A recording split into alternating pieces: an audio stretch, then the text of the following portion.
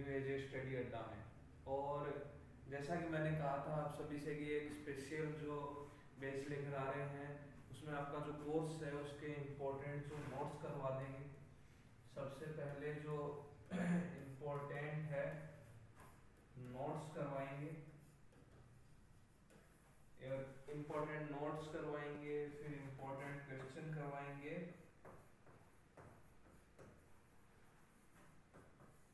और important question करवाने के बाद आपको इनके पीडीएफ भी दिए जाएंगे या आपको पीडीएफ के थ्रू दे दिए जाएंगे। आपको इन्हें पढ़ना है। और आज जो हमारी क्लास होगी वो साइंस की होगी।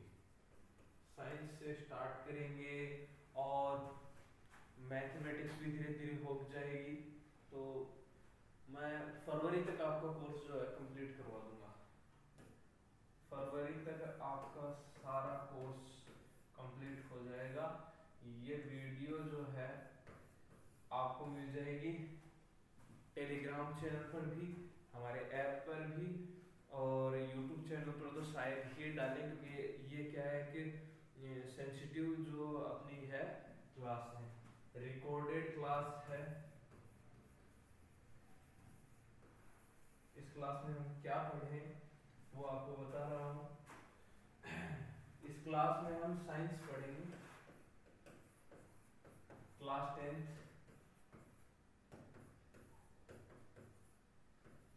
हिंदी मीडियम।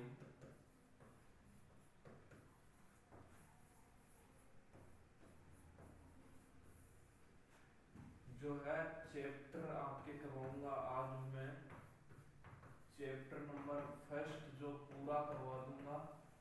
इससे बार कुछ नहीं आएगा, चैप्टर फर्स्ट पूरा होगा। चैप्टर फर्स्ट पूरा होगा। इम्पोर्टेंट क्वेश्चन जो है वो आपको पीडीएफ हमारे टेलीग्राम चैनल पर मिल जाएंगे। और नया टेलीग्राम चैनल आया है, उससे पहले आपको बता दूं, न्यू एजे स्टडी मटेरियल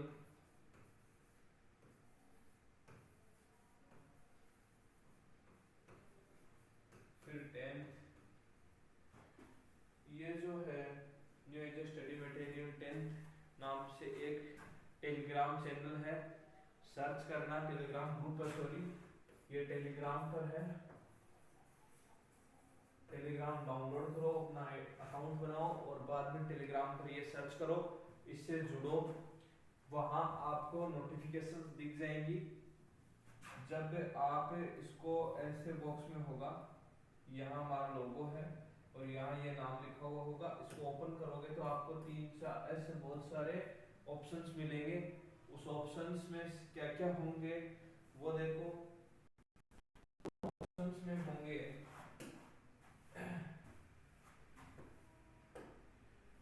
उस ऑप्शन में आपको क्या क्या मिलेंगे, जैसे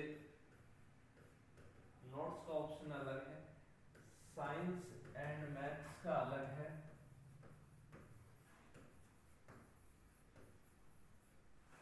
और क्लास वीडियोस की अलग है। तो ये सब तो क्या है, पुराने वाले जो इस अभी तक जो टेलीग्राम चैनल है उस पर ये सब कुछ है। और आपका जो अब ये कोर्स हम करवा रहे हैं आज से, ये कोर्स आपको नए टेलीग्राम चैनल पर मिलेगा। और नए टेलीग्राम चैनल से जुड़ने के लिए आपको 950 रुपये देने हैं। 950 रुपये ऑनलाइन पेमेंट करना है। और वो कब करना है, आपको 9610415932 जो नंबर है इस पे कॉल करना है। इस पे आप कॉल भी करो और आप लोग क्या कर सकते हो, व्हाट्सएप पे इसकी डिटेल पूरी ले सकते हो। और टाइम जो है व्हाट्सएप या करने का वो सुबह है 9 बजे से 9 बजे से शाम 9 बजे तक, यानी रात 9 बजे तक आप मैसेज कर सकते हो। और कॉल भी कर सकते हो। तो डायरेक्ट इससे जुड़ना है आपको और पूरी डिटेल ले लेनी है इनसे, ठीक है। पर्सनली ये कॉल मैं उठाऊंगा, आपसे बात करूंगा, और व्हाट्सएप पे जो मैसेज है वो हमारी टीम देखेगी। न्यू एज स्टडी अड्डा में बहुत बड़ी टीम है ऑनलाइन की। तो चलो, आपके 5-5.5 मिनट मैंने खराब किए। अब आपकी एक क्लास हो जाए बहुत अच्छी सी। चैप्टर फर्स्ट जो है साइंस में, चैप्टर फर्स्ट साइंस का चैप्टर फर्स्ट पढ़े।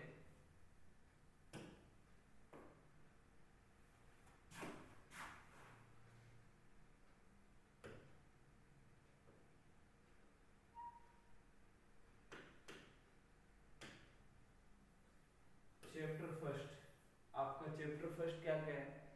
2 पार्ट्स में, पार्ट 1 और पार्ट 2। ये पीडीएफ भी आपको मिल जाएगा। पार्ट 1 और पार्ट 2 दोनों इसी वीडियो में है, और ये नहीं है कि वीडियो का कोई दूसरा पार्ट है। चैप्टर का नाम है आपके रासायनिक अभिक्रिया एवं समीकरण। अब सबसे पहले हम समीकरण जानेंगे कि रासायनिक समीकरण क्या होती है। तो रासायनिक समीकरण होती है किसी रासायनिक अभिक्रिया को, अभिकारकों एवं उत्पादों के प्रतीकों और रासायनिक सूत्रों का प्रयोग करके प्रदर्शित करना क्या कहलाता है? रासायनिक समीकरण कहलाता है। अब आप बोलोगे भाई ये तो हमारे समझ नहीं आया, तो उससे पहले आपको 2-3 चीजें मैं बता दूं। कोई भी पदार्थ है तो पदार्थ क्या है? पदार्थ वो है जिसका कोई द्रव्यमान हो और वो स्थान घेरे, वो क्या है? पदार्थ। विज्ञान का सबसे पहला जो टॉपिक है वो यही है कि आप ये जानो पदार्थ क्या है। एकदम बेसिक से आपको सारे नोट्स क्लियर हो, इसलिए बता रहे हैं पदार्थ क्या। मान लीजिए पेन एक पदार्थ है, इसका कोई ना कोई मास होगा, कोई ना कोई द्रव्यमान होगा, कोई वजन तो होगा इसमें, और ये स्थान घेरे। तो जब मैं इसको यहाँ रख रहा हूँ तो ये वायुमंडल में इतना लंबा स्थान तो घेर रहा है, तो ये क्या है? पदार्थ। अब पदार्थों में क्या होता है? परिवर्तन भी होता है। पदार्थों में क्या होता है? परिवर्तन भी होता है। और परिवर्तन बेटा 2 प्रकार के होते हैं, भौतिक परिवर्तन और रासायनिक परिवर्तन। भौतिक परिवर्तन क्या है? मैं एक एग्जांपल दूं, कागज को फाड़ना।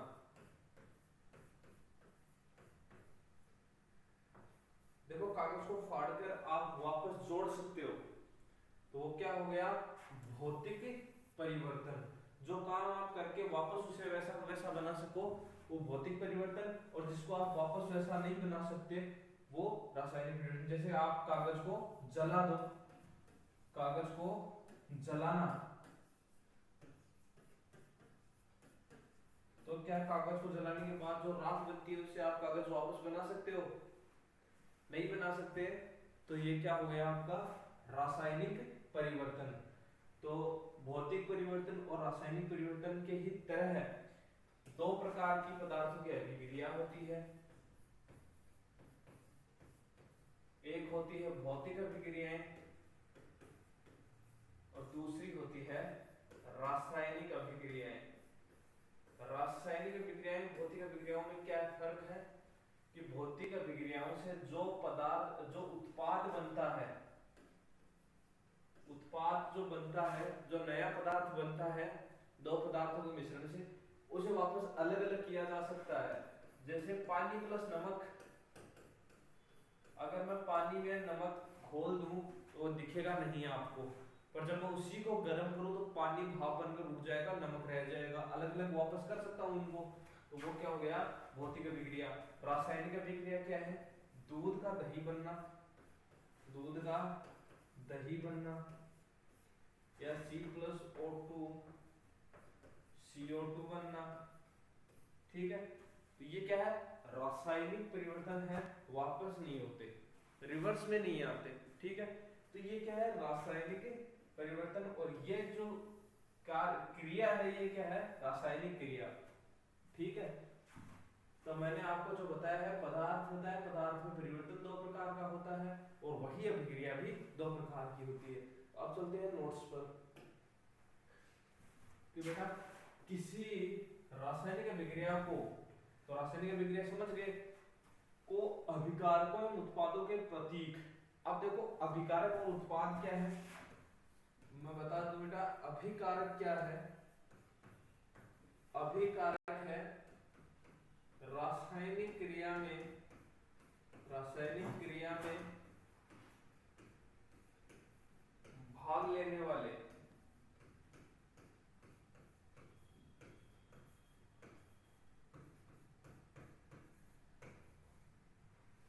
और उत्पाद क्या होते हैं, रासायनिक अभिक्रिया के बाद बना हुआ नया पदार्थ। अभिक्रिया के बाद बनने वाला नया पदार्थ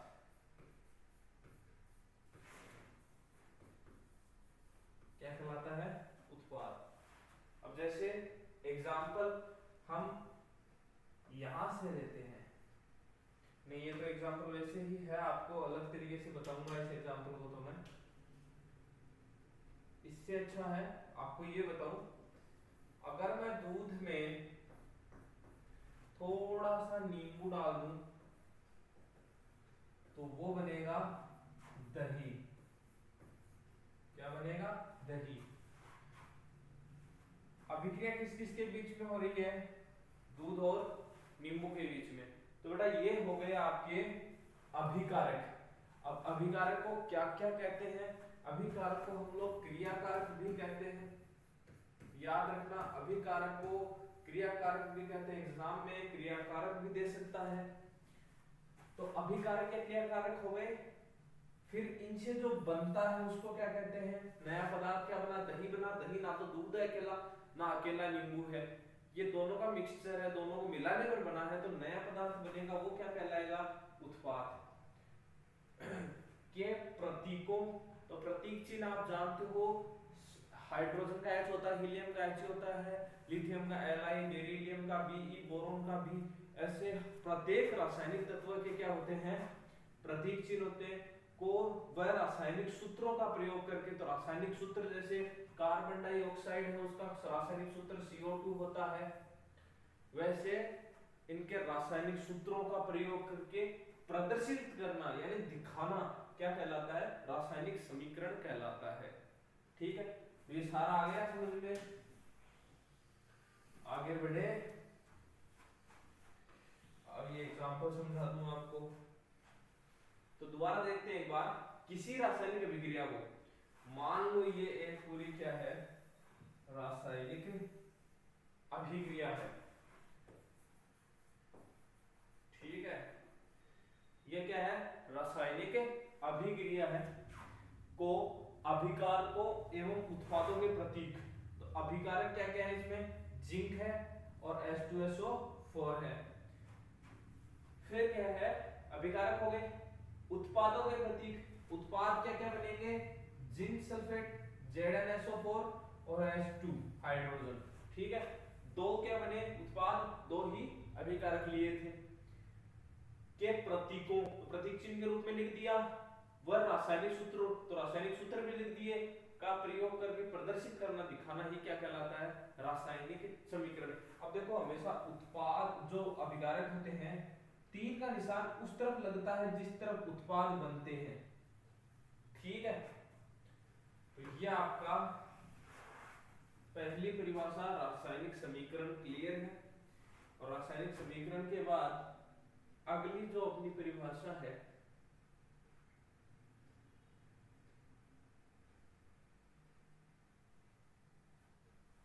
अगली जो अपनी परिभाषा है अभिकारक, जो मैंने बता दिया है कि ऐसे पदार्थ जो रासायनिक अभिक्रिया में भाग लेते हैं वो क्या कहलाते हैं, अभिकारक। जैसे मैंने अभी बताया था, ZnSO H2SO4 में ये अभिकारक होते हैं, इधर वाले उत्पाद होते। तो अभिकारक आपको बता दिया, जस्ट आगे आपकी उत्पाद की परिभाषा मिलेगी आपको। ये परीक्षा में क्या है, छोटे छोटे प्रश्न आते हैं, इतने बड़े क्वेश्चन नहीं आते। उत्पाद है ऐसे पदार्थ जो रासायनिक अभिक्रिया में संपूर्ण होने पर प्राप्त होते हैं। देखिए रासायनिक अभिक्रिया इन दोनों के बीच हुई और ये बने तो नए पदार्थ क्या कहलाते हैं, उत्पाद। फिर आपके क्या है, सबसे इंपॉर्टेंट जो है इस चैप्टर का छोटा सा एक टॉपिक है, ज्यादा बड़ा नहीं है, संतुलित रासायनिक समीकरण। इसको इंपॉर्टेंट लगा लो, इससे जिस प्रकार का क्वेश्चन पूछता है वो मैं आपको अभी समझाऊंगा कि किस टाइप का क्वेश्चन यहाँ से आता है, और जो है इसको सोल्व करने का एक तरीका बताऊंगा कि वह रासायनिक समीकरण जिसमें विभिन्न तत्वों के परमाणुओं की संख्या अभिकारक और उत्पाद दोनों पक्षों में समान हो, क्या कहलाते हैं, संतुलित रासायनिक समीकरण। अब ये नहीं समझे होगे, लैंग्वेज आप अपनी बना के लिखोगे तो कोई दिक्कत नहीं, पर ये समझो, मान लो यहाँ अभिकारक है और यहाँ उत्पाद है। सबसे पहले ये देखो अभिकारकों में कौन कौन है। अभिकारकों में देखो एक तो आयरन है Fe, दूसरा क्या है H है हाइड्रोजन, एक है ऑक्सीजन। तो ये याद रखो Fe कितना है, Fe देखो अगर से गुणा में यहाँ 3 लिखा हुआ है तो ये क्या होगा, 3 से गुणा होगा। तो यहाँ कितने हैं Fe 3 है। हाइड्रोजन कितने हैं, 4 दूनी 8। ऑक्सीजन कितने हैं, 4। सेम जितने अणु जितने परमाणु इधर है उतने ही इधर होने चाहिए। Fe यहाँ 3 है, ऑक्सीजन 4 है, हाइड्रोजन आपका 8 है। तो देखो सेम नहीं है, इधर Fe कितने 3, उधर भी 3, क्लियर। ऑक्सीजन इधर 4, इधर भी 4, हाइड्रोजन 8, हाइड्रोजन इधर भी 8। ये क्या है, जितने अभिकारकों में परमाणु हैं उतने ही क्या है, उत्पाद में भी परमाणु है। तो परिभाषा क्या कह रही है, वह रासायनिक समीकरण। तो रासायनिक समीकरण आप जानते हो क्या होती है, जिसको हम दर्शाते हैं प्रतीक चिन्हों से। ये मान लो रासायनिक समीकरण है अपनी। फिर कह रहा है जिसमें विभिन्न तत्वों के परमाणुओं की संख्या, तो तत्व तो विभिन्न ही होंगे भाई। इसमें क्या क्या काम में आ रहा है, आयरन का हमारा, हाइड्रोजन का हमारा, ऑक्सीजन का हमारा, तब पूरी अभिक्रिया हो रही है। तो क्या कह रहा है कि विभिन्न तत्वों के परमाणुओं की संख्या, परमाणुओं की संख्या, तो परमाणु की संख्या कितनी होती है कि एक परमाणु कितने अणु में है। तो इसके कितने अणु हैं, यहाँ 8 अणु हैं, ठीक है। तो वह उत्पाद दोनों पक्षों में समान होती है। तो इधर भी वो सारे सेम होने चाहिए, जितने आयरन इधर हो उतने ही उधर हो, जितने हाइड्रोजन यहाँ हो उतने हाइड्रोजन यहाँ हो, जितने ऑक्सीजन यहाँ हो उतने ऑक्सीजन यहाँ भी हो। और ना हो तो वो क्या कहलाती है, असंतुलित समीकरण। तब उसको क्या करना पड़ता है, संतुलित करना पड़ता है। संतुलित करने के लिए हमें एग्जामिनर बोलेगा क्वेश्चन में, ठीक है। आगे देखो, आगे देखने से पहले एक क्वेश्चन इसका कर लें तो ठीक रहे, पर इसमें तो इतना ही दे रखा है तो छोड़ो, क्वेश्चन थोड़ा बाद में कर लेंगे। अब देखो रासायनिक अभिक्रियाओं के प्रकार। रासायनिक अभिक्रिया निम्न प्रकार की होती है। ये निम्न नाम तो छोड़ो, कितने प्रकार की है आपके, ये इंपॉर्टेंट हैं जिनको मैं लगा रहा हूं, पढ़ाऊंगा इन्हें अभी। संयोजन अभिक्रिया या संयुग्मन भी इसी का नाम है, योगात्मक भी इसी का नाम है। एक सबसे इंपॉर्टेंट ये भी है, ये भी इंपॉर्टेंट है, ऊष्माक्षेपी या ऊष्माशोषी, ये इंपॉर्टेंट नहीं है। पर एक चीज ध्यान रखना कि छोटा क्वेश्चन आ सकता है यहाँ से, ज्यादा बड़ा नहीं आएगा। जो मैं पढ़ा रहा हूं उससे बाद कुछ भी नहीं आएगा। विस्थापन अभिक्रिया और द्विविस्थापन अभिक्रिया, इनमें से एक आएगी, ठीक है। और इसके बाद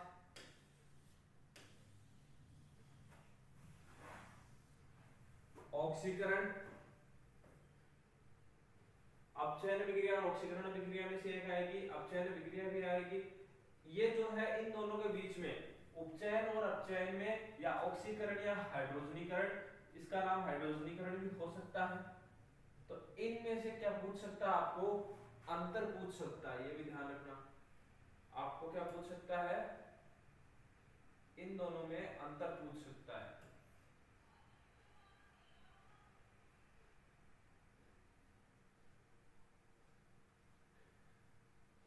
अपचयन और उपचयन में अंतर पूछ लेगा। रेडॉक्स अभिक्रिया है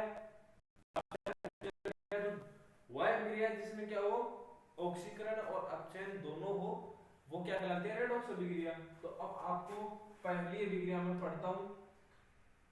पहली अभिक्रिया में क्या है, संयोजन। तो संयोजन क्या है, संयोजन मान लो, संयोजन का आपको मैं समझाऊं।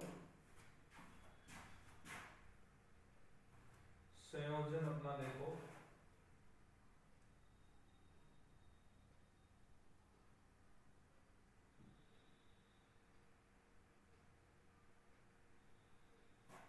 बोर्ड का थोड़ा सा क्या है, अगर कलर चेंज हो तो ठीक रहे। देखो हम पढ़ रहे हैं बेटा संयोजन अभिक्रिया। इस चैप्टर में सबसे मोस्ट इंपोर्टेंट जो पार्ट है वो है रासायनिक अभिक्रियाओं के प्रकार। ये जो प्रकार हम लोग पढ़ेंगे सारे, वो सब इंपॉर्टेंट है। ऑल टोटल पर मुझे ज्यादा इंपॉर्टेंट कौन सा है वो तो मैं आपको बताने वाला हूं। तो संयोजन अभिक्रिया क्या होती है, देखो इतनी देर हम क्या पढ़ रहे थे, हम लोगों ने एक चीज पढ़ी, रासायनिक अभिक्रिया। रासायनिक अभिक्रिया कब होती है, जब बेटा अभिकारक मिलते हैं और उत्पाद बनते हैं। अभिकारक मिले और उत्पाद बने। संयोजन का मतलब क्या होता है, मैंने संयोजन के दो नाम और बताए थे आपको, संयुग्मन अभिक्रिया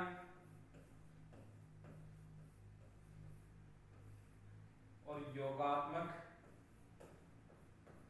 अभिक्रिया। ये दो नाम आपको एक्स्ट्रा बताए हैं। तो संयोजन से क्या है, जोड़ना, योगात्मक यानी जोड़ना, और संयुग्मन यानी जोड़ना। तो जोड़ेंगे किसको, अभिकारकों को जोड़ेंगे, तब जाके क्या बनेगा, उत्पाद। तो दो या दो से, देखो इसकी परिभाषा क्या होगी, दो या दो से ज्यादा भी ले सकते हो, दो से अधिक अभिकारकों को जोड़ने पर, अभिकारकों को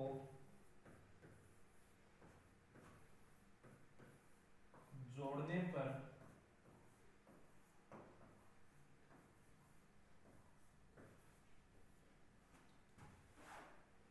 एकल उत्पाद का निर्माण हो, एकल उत्पाद का निर्माण हो।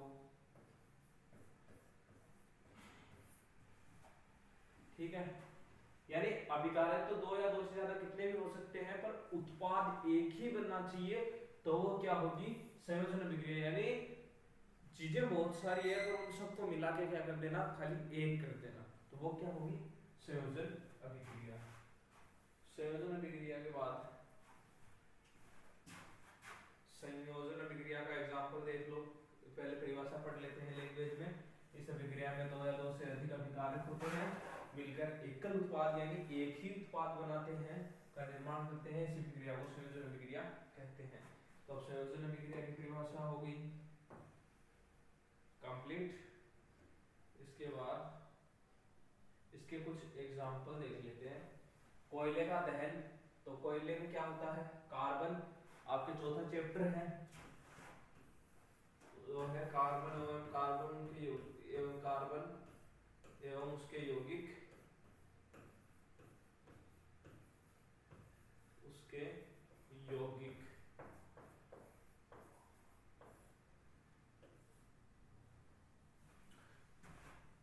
मैं पूरे नोट्स करवाते ही आपको फर्स्ट चैप्टर में कहाँ से क्वेश्चन उठाएगा बोर्ड वो भी बताऊंगा, ठीक है। तो कार्बन में ऑक्सीजन की उपस्थिति में जलाओगे भाई, आग कब जलती है? जब ऑक्सीजन की उपस्थिति हो, ऑक्सीजन हो वहां, तब क्या बनती है? Carbon dioxide gas CO2। तो कोयले का दहन करोगे तो क्या बनेगा? CO2। तो देखो दो अभिकारक हैं, परिभाषा में क्या पढ़ा था? दो हो सकते हैं, दो से ज्यादा हो सकते हैं, दो से कम नहीं हो सकते। तो दो लिए हैं, उनसे बना कितना है? केवल एक। तो वो क्या हो गया? एग्जाम्पल ऑफ संयुग्मन अभिक्रिया या योगात्मक अभिक्रिया। अगला देख लो, जल का निर्माण है, हाइड्रोजन के दो चार अणु लिए और ऑक्सीजन के दो, और यहाँ क्या बना? H2O या जल। अब एक चीज ध्यान रखना, जो हम लोगों ने पढ़ा था अभी 2 मिनट पहले कि हमने पढ़ा था संतुलित समीकरण। संतुलित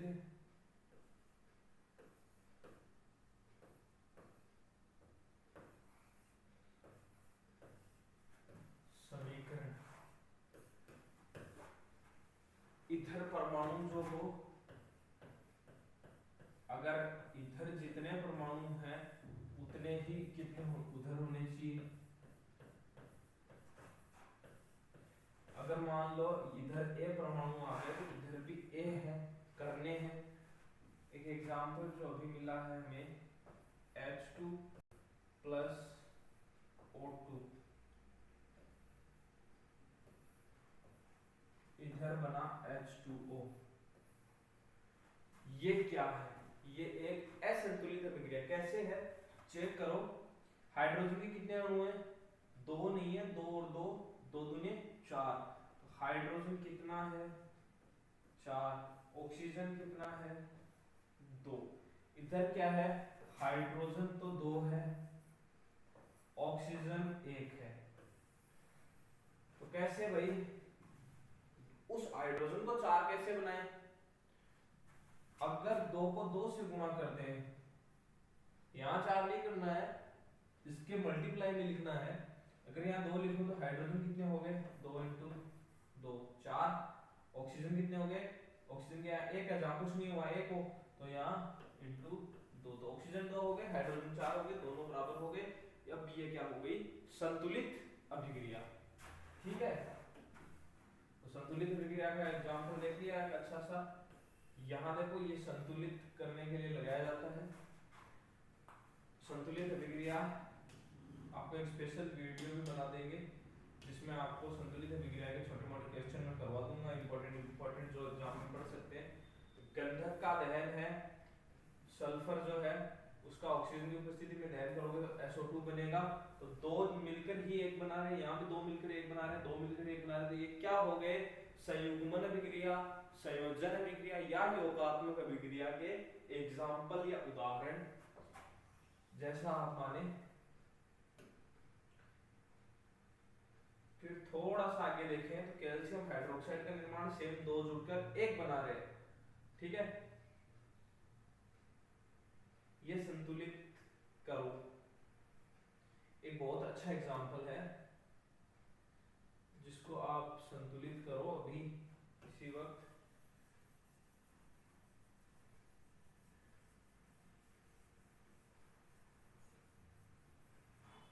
ये हमारे नोट्स पेटेंट कर लेते हैं कोई लोग, जिनको हम नोट्स भेजते हैं अपने नाम लिख देते हैं उसके ऊपर, सबसे बड़ी कमी है।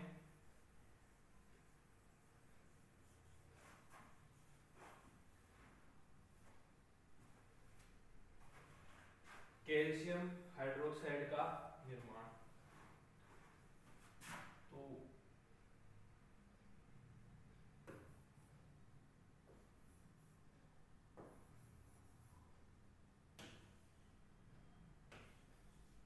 ठीक है। तो एक चीज देखो, कैल्शियम इधर कितने हैं? एक। उधर कितना है? एक। ऑक्सीजन इधर कितने हैं? एक और दो। ऑक्सीजन इधर कितने हैं, देखो O है, इसके बाहर में 2 लगा है, कोष्टक के बाहर लगा है, मतलब दोनों के है, तो यहाँ क्या आ जाएगा, ऑक्सीजन भी 2 और ये 2 हो गए, हाइड्रोजन 2 है, हाइड्रोजन 2, तो ये क्या है, संतुलित अभिक्रिया।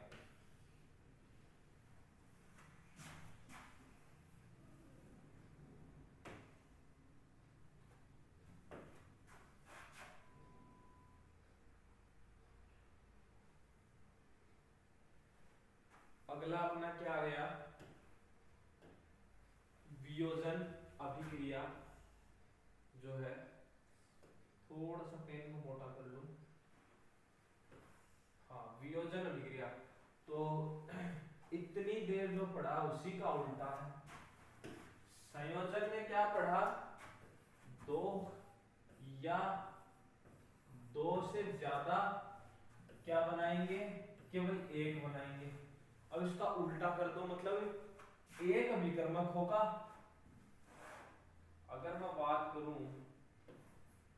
वियोजन की, तो वियोजन की बात वही कर लें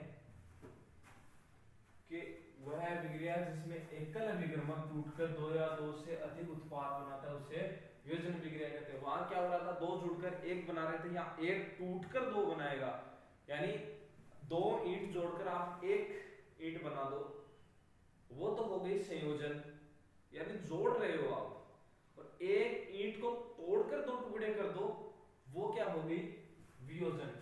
तो ये टुकड़े टूटकर तो 2 या 2 से ज्यादा भी हो सकते हैं। तो देखो फेरस सल्फेट है, FeSO4, संतुलित है सारी अभिक्रिया, संतुलित नहीं हो वो अभिक्रिया आपको संतुलित करनी भी है। और ये सारे नोट्स साथ साथ लिखते चलो ताकि आपके काम आए। और ये आपका क्या हो गया, Fe2O3 plus SO2 plus SO3 लिया हमने, एक फेरस सल्फेट था और उसका वियोजन हो गया 3 टुकड़ों में, तो ये क्या हो गई, वियोजन अभिक्रिया या संयोजन का उल्टा जो अभिक्रिया होती है ये। कैल्शियम देखो, कैल्शियम कार्बोनेट की वियोजन अभिक्रिया देख लो, CaCO3 और CaO calcium oxide plus CO2 यानी कार्बन डाइऑक्साइड। एक चीज का ध्यान रखना, ये जो इंपॉर्टेंट है, संगमरमर का सूत्र CaCO3, ये आपको कोष्टक वाले जो छोटे वस्तुनिष्ठ प्रश्न आते हैं जिसमें आपको 4 ऑप्शन दिए हुए होंगे उनमें भी आ सकता है, और 1 नंबर का क्वेश्चन छोटा वैसे भी बन सकता है कि संगमरमर का रासायनिक सूत्र लिखो, ठीक है, इंपॉर्टेंट चीज है, लिखते चलो साथ साथ।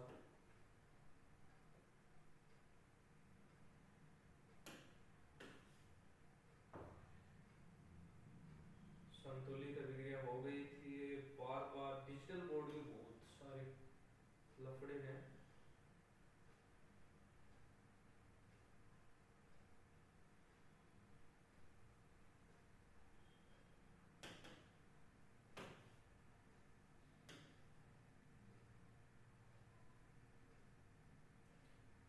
ये जो है सिल्वर ब्रोमाइड वगैरह, इनका आप ध्यान रखना, सिल्वर ब्रोमाइड वाला ये भी थोड़ा इंपॉर्टेंट है। और इस अभिक्रिया का उपयोग शाम श्वेत फोटोग्राफी में किया जाता है। जो पहले होती थी ब्लैक एंड व्हाइट जो फोटोग्राफी होती थी उसमें क्या होता है, इस अभिक्रिया का प्रयोग होता है सिल्वर ब्रोमाइड वाली का, ठीक है। ये भी क्वेश्चन यहाँ से छोटा क्वेश्चन पूछ सकता है कि किस अभिक्रिया का उपयोग शाम श्वेत फोटोग्राफी में किया जाता है, तो आपको ये लिख के आनी सिल्वर ब्रोमाइड की एक प्रकार की वियोजन अभिक्रिया, फिर आपको ये अभिक्रिया लिख के आनी है, ठीक है। बात करें हम थोड़ा सा आगे, ऊष्माक्षेपी क्या है, और एक इसका उल्टा होता है, मैं यही साथ साथ ही थोड़ा बहुत तो बताता चलूं, ऊष्माशोषी अभिक्रिया क्या होती है। दोनों का क्वेश्चन इस प्रकार पड़ता है, इन दोनों से प्रश्न इस प्रकार पूछेगा, ऊष्माशोषी और ऊष्माक्षेपी अभिक्रिया में अंतर बताइए। ऊष्माक्षेपी तो क्या होती है, वह अभिक्रिया जिसके अंदर क्या हो, ऊष्मा के रूप में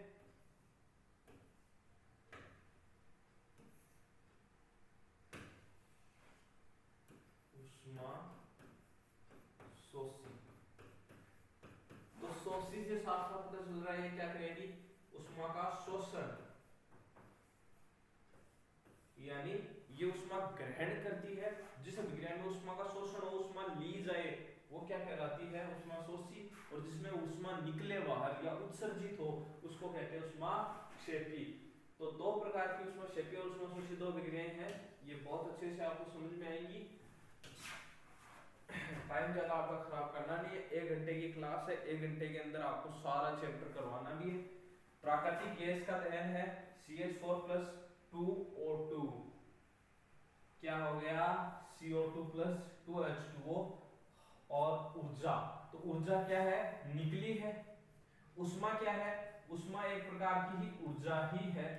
देखो उष्मा ऊर्जा कैसे है, हीट है, वो ऊर्जा कैसे है। कभी आप लोगों ने प्रेस देखी है, प्रेस तो सबने देखी है, कभी क्या सभी ने देखी है। जब हम प्रेस को होल्डर में लगाते हैं, गर्म होती है, तब कपड़े पर प्रेस लगाई जाती है, तो वो गर्म होती है, उसको करंट मिल रहा है, ऊर्जा मिल रही है, तो वो क्या हो रही है, गर्म। ऊर्जा भी क्या होती है, उष्मा होती है। तो गर्म होना क्या है, उष्मा। ऊर्जा ही उष्मा में परिवर्तित हुई है, पर वो परिवर्तन नहीं है, ऊर्जा ही उष्मा है, या उष्मा को हम ऊर्जा कह सकते हैं। ठीक है, तो जो उष्मा निकलती है या उष्मा उत्सर्जित होती है, देखिए उष्मा ऊर्जा के रूप में उत्सर्जित होती है, तो ये ऊर्जा जो निकली, जिसका रूप है किसका है, उष्मा का, तो यहां से क्या होगी, उष्मा क्षेपी, यानी बाहर निकल रही उष्मा। इसके बाद एक क्वेश्चन ये आएगा, पक्का आएगा ये क्वेश्चन, आपको एग्जाम पूछ सकता है कि श्वसन किस प्रकार की अभिक्रिया है, समझाइए। तो श्वसन क्या है, उष्माक्षेपी अभिक्रिया। कैसे है, मनुष्य को जीवित रहने के लिए हमें ऊर्जा की आवश्यकता होती है। यह ऊर्जा हमें भोजन से भी प्राप्त होती है, पाचन क्रिया के समय खाद्य पदार्थों में टूट जाते हैं, जैसे चावल, आलू तथा ब्रेड में कार्बोहाइड्रेट होता है, कार्बोहाइड्रेट के टूटने से ग्लूकोज प्राप्त होता है, ग्लूकोज हमारे शरीर को कोशिकाओं में उपस्थित ऑक्सीजन से मिलकर हमें ऊर्जा प्रदान करता है। इस अभिक्रिया का नाम श्वसन है। ठीक है, C6H12O6 ये क्या है, ग्लूकोज, और ये ऑक्सीजन, पर ये 6 अणु ये संतुलित करने के लिए लगाया गया। O2 क्या है, फिर बना CO2 और फिर H2O, और फिर ये जो ऊर्जा निकलती है, जो एनर्जी हमारे शरीर को मिलती है, जिसे हम पूरे दिन काम करते हैं, वो क्या होती है, भाई श्वसन लेना बंद कर दोगे तो मर जाओगे। तो ये क्या होगी, ये उष्माक्षेपी अभिक्रिया। इसके बाद एक क्वेश्चन ये भी पूछे, साग या सब्जियों का विघटित होकर कंपोस्ट बनना भी क्या कहलाता है, उष्माक्षेपीय अभिक्रिया का उदाहरण है। सब्जियों को, जो सब्जियां देखो सड़ जाती है और वर्मी कंपोस्ट या खाद बन जाती है उनकी, तो क्या बनता है, तो उसको भी क्या कहते हैं, उष्माक्षेपीय अभिक्रिया ही होती है वो भी। तो उष्माशोषी अभिक्रिया। अगला जो टॉपिक है कि जिन अभिक्रियाओं में उष्मा ऊर्जा का अवशोषण हो, मैंने थोड़ी देर पहले बताया था, क्षेपीय अभिक्रिया में निकलेगी, शोषी में शोषण होगा या वो ग्रहण करेगी। तो शोषी में क्या होगा, ऊर्जा का अवशोषण होता है, उसे उष्माशोषी अभिक्रिया कहते हैं। उदाहरण है आपका, ये कोई अभिक्रिया इतनी है, अभिकारक तो यही है, पर इनको एक्स्ट्रा में क्या देनी पड़ रही है, एनर्जी भी ये ले रहे हैं, फिर ये अभिक्रिया कर रहे हैं, तो ये क्या होंगे, उष्माशोषी। अब उष्माशोषी अभिक्रिया तो है, पर ये साथ साथ किस किस अभिक्रिया का उदाहरण है, ये भी देखो। संयोजन अभिक्रिया का उदाहरण है ये, बिल्कुल है संयोजन अभिक्रिया का। दो या दो से अधिक अभिकारक जुड़कर एक ही एकल उत्पाद बना रहे हैं, तो वो क्या है, संयोजन अभिक्रिया का एग्जाम्पल। अगली अभिक्रिया बहुत अच्छे से समझ में आ जाएगी आप, एकदम इजी सी अभिक्रिया है।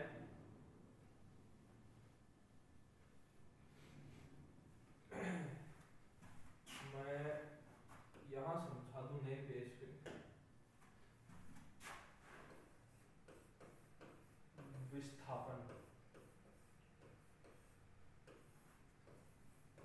अभिक्रिया।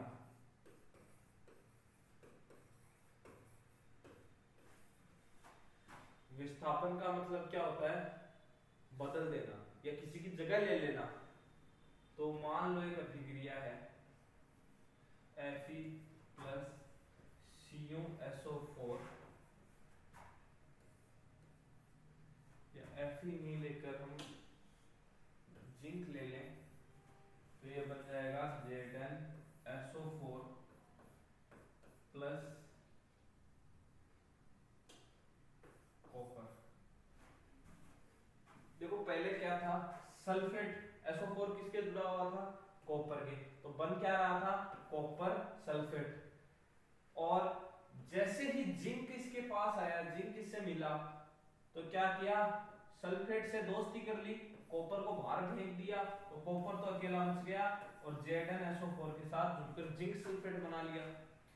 एक चीज ध्यान रखना, दो आदमियों को आप लड़ाओ, मान लो मैं लड़ाऊं A को B और C, ऐसे नहीं समझ में आएगा आप लोगों को। आपको तो आजकल के एग्जांपल देने पड़ेंगे। मान लो दो हैं लड़के, रोहित और मोहित, दो फ्रेंड है परस्पर, लाइफ में सिंगल है, कोई एंट्री नहीं हुई अभी तक। अब एंट्री हो जाती है, मान लीजिए किसी भी, मतलब मैं ये लिख दूं किसी गर्ल की एंट्री हो, ठीक है, एंट्री हो, मोहित है, उसके साथ क्या है? गर्ल है, और रोहित क्या बच गया बेचारा? सिंगल। गर्ल किसको ले गई? मोहित को। पर जैसे ही गर्ल को पता चला मोहित कमजोर है, रोहित क्या है? ताकतवर है, तो रोहित क्या आ जाएगा इसके? तो ये जाकर किससे मिलेगी? रोहित से। तो वो क्या हो जाएगा? रोहित प्लस गर्ल, रोहित तो गर्ल के साथ आएगा,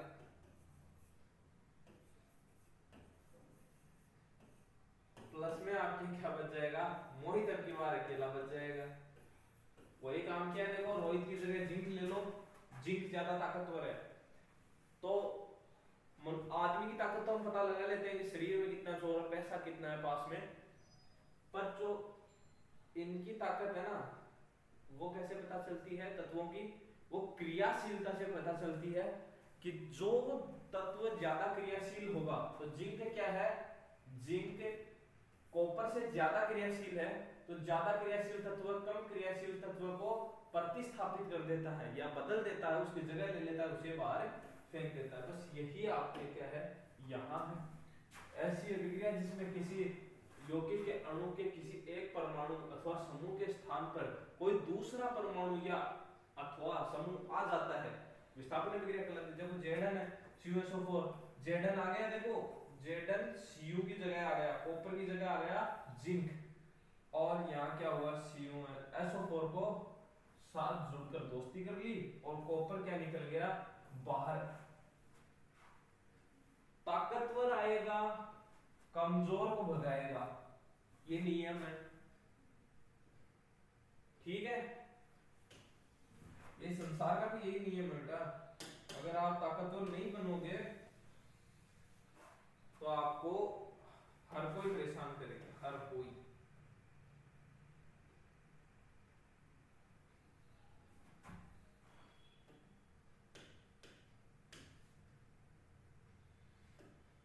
बेटा विस्थापन, विस्थापन में क्या हो रहा था?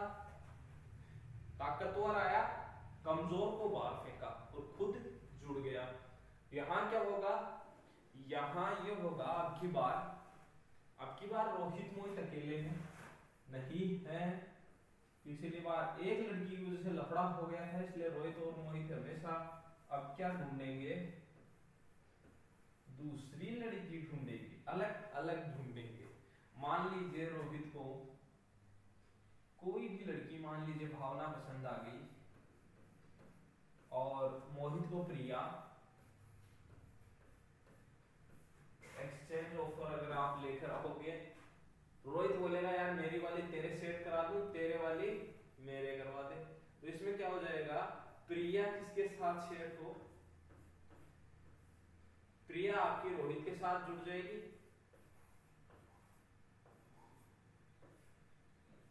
और मोहित के साथ कौन जुड़ जाएगी? भावना। बस यही क्या है, एक्सचेंज करना है। तो तेरा वाला मेरे को दे, मेरा वाला तू ले। यहां देखो एग्जांपल देख लो, Na2SO4 है, BaCl2 है, एक तो Ba है और एक Na2 है, तो ये SO4 के साथ जुड़ा हुआ है, ये Cl2 के साथ जुड़ा हुआ है। एक्सचेंज ऑफर क्या होगा, तू Cl ले ले, SO4 मुझे दे दे। तो Ba के साथ आना चाहिए SO4, आ रहा है। फिर ये क्या बोल रहा है कि मैं Cl दे रहा हूं तेरे को, Na को, तो ये दो दो सेम है, तो बोलेंगे दो को तो हम बाहर कर देते हैं और हम दोनों के बीच कोई नहीं होना चाहिए, तो NaCl, या इसको सोडियम क्लोराइड या नमक कहते हैं। ठीक है, तो ये आ गई आपको अभिक्रिया समझ में, द्वितीय विस्थापन आ गई। विस्थापन में क्या हुआ था, एक लड़की की वजह से लफड़ा हुआ था, इस बार क्या है, दोनों लड़कियां तो सेट कर लेते हैं पर दोनों को एक दूसरे वाली ज्यादा पसंद आती है, तो कहते हैं एक्सचेंज कर लेते, तो तू मेरी कर, मेरे को तेरी वाली दे।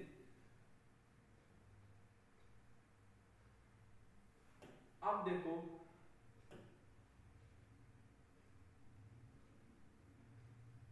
मैं पढ़ाऊंगा आपको आगे।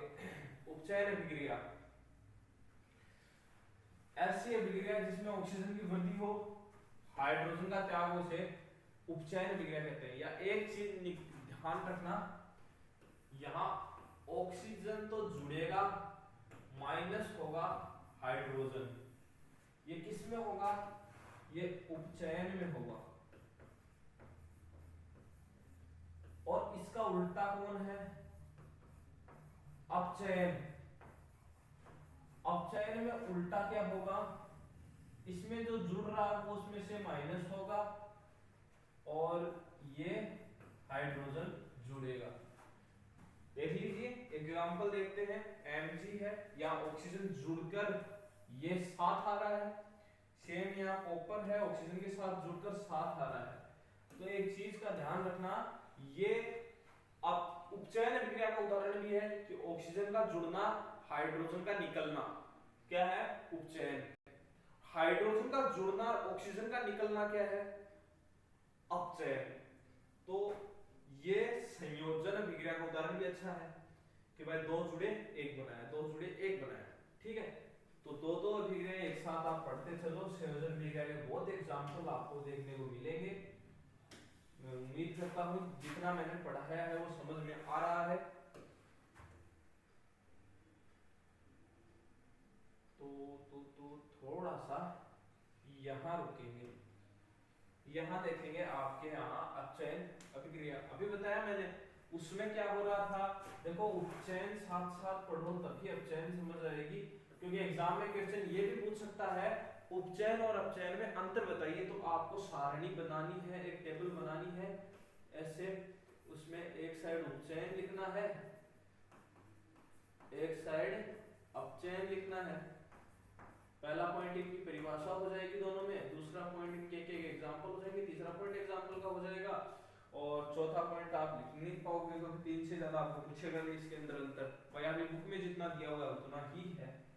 तो ऐसी अभिक्रिया जिसमें हाइड्रोजन जुड़े और ऑक्सीजन क्या हो, निकले।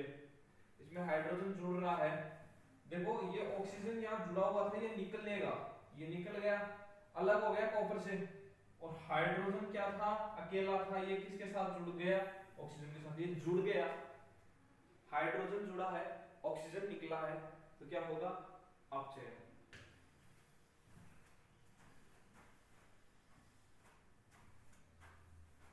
अब अगली अभिक्रिया जो है रेडॉक्स अभिक्रिया है। रेडॉक्स अभिक्रिया है जिसमें, जिस अभिक्रिया में या जिन रासायनिक अभिक्रियाओं में उपचयन और अपचयन अभिक्रिया साथ साथ होती है, यानी इतनी देर अपचयन अलग पढ़ रहे थे, उपचयन अलग पढ़ रहे थे, अब रेडॉक्स जो आ गई, रेडॉक्स में क्या होगा, दोनों अभिक्रिया एक ही अभिक्रिया में देखने को मिलेंगी। जैसे ये पूरी अभिक्रिया मैं लिखूं आपको यहाँ समझाने के लिए, मैं अलग लिख दूं क्योंकि इसमें नाम लिखे हुए मेरे, मैं समझाऊं।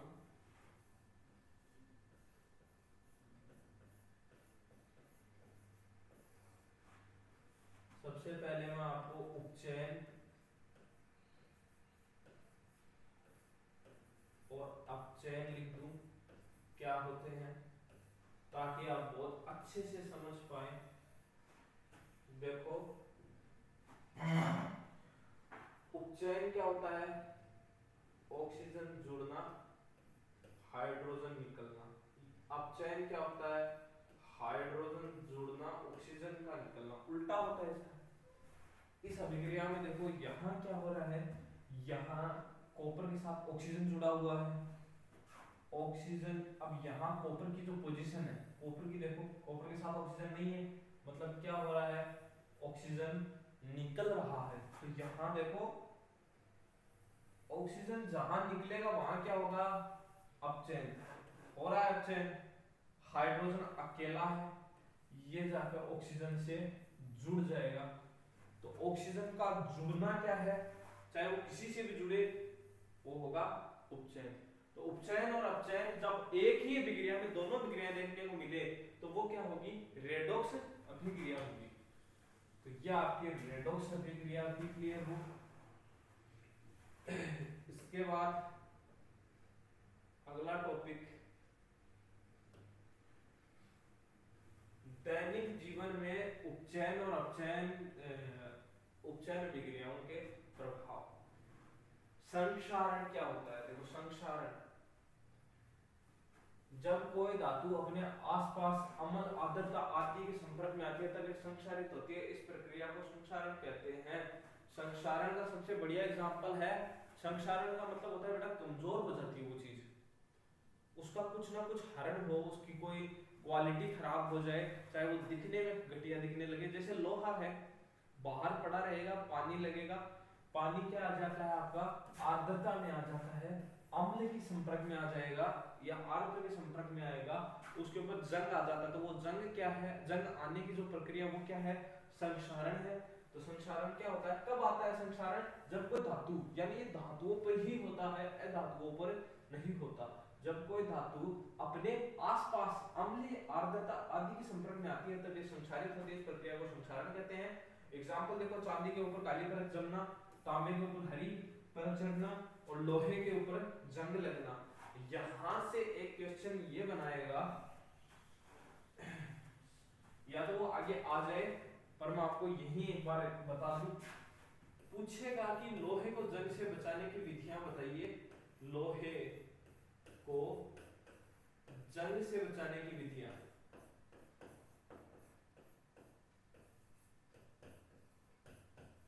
बचाने की विधि पूछेगा या संक्षारित होने से बचाने की विधियां, तो वो क्या क्या होंगी, लोहे पर पेंट करना हो जाएगी और यसद लेपन की अभिक्रिया हो जाएगी जिसमें जस्ते की परत चढ़ाई जाती है, और शायद है आगे अगला, अगला है आपका, ये नंबर किसी के नहीं है, कृपया इन नंबर को कॉल मत कर देना, ये टाइपिस्ट जो होते हैं ये अपने नंबर लिख देते हैं। चलो मैं एक बात तो यही कर देता हूँ, ठीक है।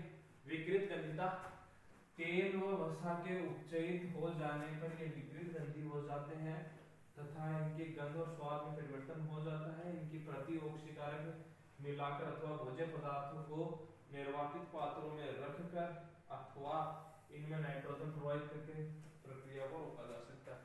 विकृत गंधिता क्या है, देखो गंध, गंध क्या होती है, यानी गंध तो होती है बदबू, सुगंध अलग चीज है, बदबू अलग चीज है। तो गंध आए किसी चीज में तो कब हो जाती है, खराब। दुकान से कई बार हम लोग चिप्स के पैकेट लेकर आते हैं, वो एक्सपायर हो, उनमें अजीब सी जो क्या आती है, स्मेल आती है, बदबू आती है, गंध आती है। वो क्यों आती है, क्योंकि वो एक्सपायर हो चुके हैं और वो बनते किससे हैं, तेलीय पदार्थ से, तेल से निर्मित होते हैं।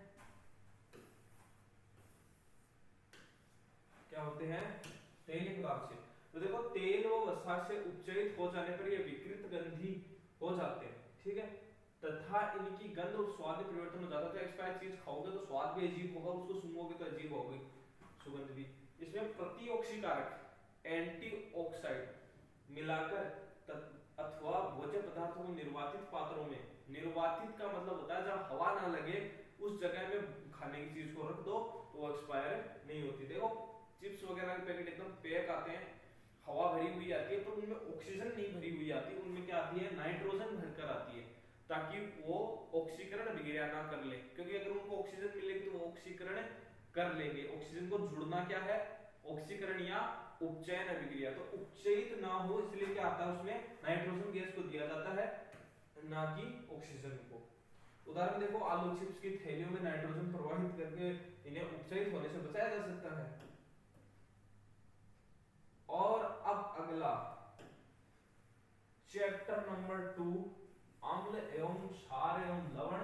ये नोट्स पढ़कर आप 90% बना सकते हैं, ये गारंटी है मेरी। ये नोट्स ही पढ़ने हैं आपको, और कोई नोट्स पढ़ने की जरूरत नहीं है, सारे नोट्स मैं करवा रहा हूं। और अभी मैं एक पीडीएफ अपना ये खोल दूं, 4 मिनट 5 मिनट की क्लास और बची है, उसमें आपको इंपॉर्टेंट सारे क्वेश्चन मैं दिखा देता हूँ एक बार बोर्ड पे, ताकि आपको दिक्कत ना आए। केवल 15 क्वेश्चन है, छोटे बड़े सब प्रकार के, ठीक है। चलिए तो आपको इंपॉर्टेंट क्वेश्चन दिखा देता हूँ, लिख लेना क्लास को एक बार रिवर्स करके, सारे इंपॉर्टेंट क्वेश्चन लिख लेना। श्री राम की जय हो। और देख लेना 2024 की क्वेश्चन है नए बैच के, और ये 27 अप्रैल को ही आपके क्वेश्चन लिख दिए गए हैं, इनसे बाहर एक क्वेश्चन भी नहीं आएगा। ये रहा मेरा पर्सनल मोबाइल नंबर है, मेरा खुद का नाम है, आप फोन करें चाहे किसी भी प्रकार कांटेक्ट कर सकते हैं। और ये पीडीएफ मैं टेलीग्राम चैनल पर डलवा दूंगा नए वाले पर। चैप्टर फर्स्ट ही है रासायनिक अभिक्रिया एवं समीकरण, टोटल पर्सन जो है 15 है। देखिए पहला क्वेश्चन कहता है रासायनिक अभिक्रिया को परिभाषित कीजिए। तो मैंने बताया था आपको रासायनिक अभिक्रिया क्या होती है। रासायनिक अभिक्रिया वो होती है जो अभिक्रिया एक बार हो जाती है, जिसे जिसमें अभिकारक जुड़कर उत्पाद का निर्माण करते हैं, और जो नया पदार्थ बनता है वो क्या होती है, रासायनिक अभिक्रिया होती है। दूसरा क्वेश्चन है रासायनिक समीकरण क्या है। रासायनिक समीकरण क्या है, रासायनिक अभिक्रिया को अभिकारकों तथा उत्पादों के प्रतीक चिन्हों के रूप में लिखना, क्या दर्शाना, क्या कहलाता है, रासायनिक समीकरण। इसे लिखने का तरीका समझाते हुए एक उदाहरण भी दीजिए। तो रासायनिक अभिक्रिया आप एक एग्जांपल जैसे देख सकते हो, कार्बन का दहन लिख दो, carbon plus oxygen is equal to CO2, ठीक है। गिव्स, तो देखो प्रश्न तीसरा क्या, संतुलित रासायनिक समीकरण का महत्व समझाते हुए निम्न अभिक्रियाओं को संतुलित करें। क्योंकि ये अभिक्रियाएं जो संतुलित करनी है उनमें कुछ कुछ मैं करवा दूं, आपको बता दूं स्पेशल जो है। देखिए जिंक, यहाँ जिंक 1 है, यहाँ 1 है, सही है। हाइड्रोजन 2 है, यहाँ हाइड्रोजन 2 है, SO4 है, SO4 है, यानी ये क्या है, संतुलित अभिक्रिया है। इसमें आपको कोई संतुलन बनाने की जरूरत नहीं है। ये क्या है, संतुलित अभिक्रिया है, पहले से संतुलित बनाने की जरूरत नहीं है। आयरन 1 है, इधर 3 है, तो यहाँ हम क्या लगा देंगे, 3 लगा देंगे, तो ये कितने हो गए, 3, उधर भी 3। ऑक्सीजन इधर 1 ही है, और उधर चाहिए अपने को 4, तो हम इधर क्या लगा देंगे, 4, इधर 4 लगा देंगे। हाइड्रोजन कितने हो गए, 8। देखो ऑक्सीजन तो 4 हो गए, ऑक्सीजन का काम हो गया। आयरन 3 है, आयरन का काम हो गया। हाइड्रोजन 8 है, हाइड्रोजन यहाँ 2 ही है, तो यहाँ भी 4, 4 में 8, हाइड्रोजन का भी काम हो गया। इस तरीके से आपको नीचे जितने भी एग्जाम्पल दिए गए हैं ये सारे एक बार देख लेने, 4-5 एग्जाम्पल हैं, ये सारे सोल्व कर लेने हैं आराम से, एक एक क्वेश्चन देखते चले। चौथा क्वेश्चन है निम्न अभिक्रियाओं के लिए संतुलित रासायनिक समीकरण लिखिए। देखिए हिंदी में नाम दिया हुआ है कैल्शियम हाइड्रोक्साइड, इसका मतलब ये नहीं कि आप इसको संतुलित करने बैठ जाओ, आपको ये अभिक्रिया भी मैंने बताई है देखो कैल्शियम हाइड्रोक्साइड ये बताई है कि संगमरमर का सूत्र जहाँ आया था CaCO3, वहां आपको ये कैल्शियम कार्बोनेट वगैरह की जो अभिक्रिया है वो कैल्शियम हाइड्रोक्साइड को कैसे लिखते हैं, कार्बन डाइऑक्साइड को CO2 लिखते हैं, जल को H2 लिखते हैं, वैसे यहाँ इनके रासायनिक समीकरण लिखनी है आपको, ठीक है, संतुलित करना है, फिर उसको संतुलित ना हो तो। कौन सा क्वेश्चन यहाँ नहीं है, आगे है, ये रहा हिट एंड ट्रायल विधि क्या है। हिट एंड ट्रायल विधि आपके बुक के अंदर है, और लेकर आऊं एक बुक का पेज भी एक दिन आपको, पूरी बुक जो है वो बुक मैं जल्दी जल्दी स्लाइड पर सारी करवाऊंगा, बुक में कहाँ से कहाँ टॉपिक है और कहाँ से उठाया गया है इस क्वेश्चन को, ठीक है। छठा क्वेश्चन आपका है रासायनिक अभिक्रियाओं के प्रकारों के नाम बताते लिखिए, किन्हीं दो का उदाहरण सहित समझाइए। सातवां है सफेदी करने के बाद 2-3 दिन दीवारों पर चमक कैसे आ जाती है। और ये सारे जो क्वेश्चन हैं ये आपको बुक में मिलेंगे, नोट्स में नहीं मिलेंगे, क्योंकि ये मैंने बुक से लिए हैं, बोर्ड बुक से क्वेश्चन उठाता है। नोट्स मैंने आपको बताया केवल चैप्टर समझ में आ जाए, आपको मेन टॉपिक्स मैंने समझाए हैं जहाँ से ये क्वेश्चन बनेंगे। ये 15 क्वेश्चन है, ये आपको देख लेने हैं। उष्माक्षेपी रासायनिक अभिक्रिया क्या है, उदाहरण देकर समझाइए, इसका मतलब इनमें अंतर पूछ रहा है। संसारण और विपरीत केंद्रिता क्या समझाइए। 10वां क्वेश्चन निम्नलिखित अभिक्रियाओं के उदाहरण देकर समझाइए। देखिए संयोजन है, विस्थापन है और द्विविस्थापन, तो दो अभिक्रियाएं आपको पूछिए, इंपॉर्टेंट जो है वही मैं लिखी है मैंने यहाँ। और 11वां क्वेश्चन उपचयन तथा अपचयन अभिक्रिया को ऑक्सीजन के ह्रास या योग तथा हाइड्रोजन के ह्रास या योग के आधार पर समझाते हुए इनके मध्य अंतर लिखो। तो ऑक्सीजन का जुड़ना अपचयन, निकलना अपचयन, और जुड़ना उपचयन। हाइड्रोजन का निकलना उपचयन, हाइड्रोजन का जुड़ना अपचयन, ठीक है। अवक्षेपण तथा रेडॉक्स अभिक्रिया को उदाहरण से समझाइए। क्वेश्चन 13, एक भूरे रंग का चमकदार तत्व A को वायु की उपस्थिति में गर्म करने पर वह काले रंग का हो जाता है। इस तत्व A और काले रंग के यौगिक का नाम बताइए। यह आपके बुक के अंदर जो बीच में क्वेश्चन आते हैं उनमें से एक क्वेश्चन है। 14वां क्वेश्चन है लोहे का पेंट करने तथा नाइट्रोजन गैस को चिप्स की थैली में ऑक्सीजन की जगह भरने का कारण बताइए। इसको तो विकृत केंद्रिता से रोकने के लिए ऑक्सीजन की जगह नाइट्रोजन मिल जाती है, और लोहे को पेंट का क्यों किया जाता है, संक्षारण से बचाने के लिए।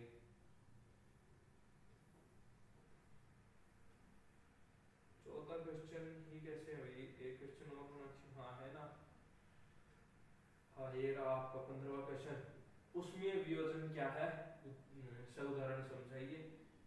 ये इंपॉर्टेंट क्वेश्चन बैंक है क्लास 10th का, विज्ञान का, न्यू स्टूडेंट का अपना NASA, with my signature proof.